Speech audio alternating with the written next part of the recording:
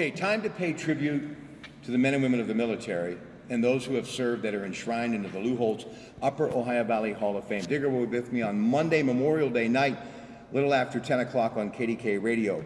Melvin Newland, Wellsville, of course, Ohio, the highway going into that great Garden City, as my friend Stu Wilson used to call it so many times many years ago. Congressional Medal of Honor winner. Very few of them around, and he was one of them for valor during the Vietnam War. Gave his life to rescue some of his co-servers in the military, and of course won the Congressional Medal of Honor, a big award. Very sadly, he paid his life to receive it. Okay, Vice Admiral Daniel Cooper, sir.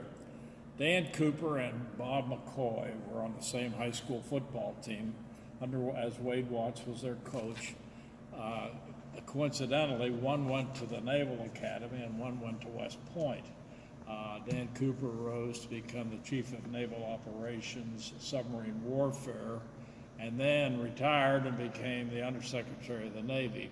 Bob McCoy, great athlete, was captain of the basketball team at West Point, and he went on to become the Chief Executive Officer of Wright-Patterson Air Force Base at Dayton.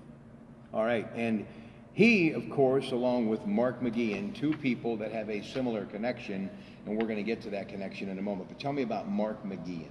Well, Mark was flying in a naval air show, an Air Force show, and a rogue pilot was at the stick and started to do some sort of a maneuver and put them in peril. And Mark tried to take control of the flight, and he wasn't able to do it in time, and of course they all perished. But Mark was a hero for trying to save that plane. It was a B-29, and he failed to save it, but of course is a genuine hero.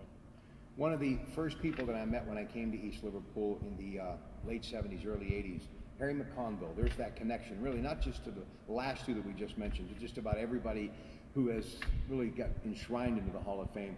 Tell me about Harry McConville. I know he worked many years for Congressman Doug Applegate, but tell me about this guy. Well, Harry McConville was 35 years old when World War II broke out, and he went to Wheeling to join the Marine Corps because there was he said, I just want to be a Marine, and he had to wait 2 days because the first day was a Sunday, and Pearl Harbor, so he went to Wheeling and joined the Marine Corps.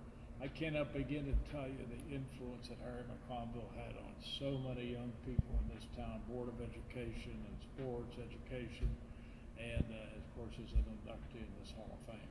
330-386-5443, Monday night, June 4th, Florian Hall. He's on the radio with me Memorial Day night. That happens to be at 10 o'clock KDK Radio. And don't forget, in this great community, thinking of the military, VFW, of course, Post 66, the American Legion Hall. Many of my friends who served in Vietnam, people like Danny Smith, the late Danny Smith, and Jerry Stovall at George College and others, truly were a big part of my early days here in this community. And I think of them often, and obviously during Memorial Day. We salute you all. God bless, and good night, everybody, from the Lou Holtz.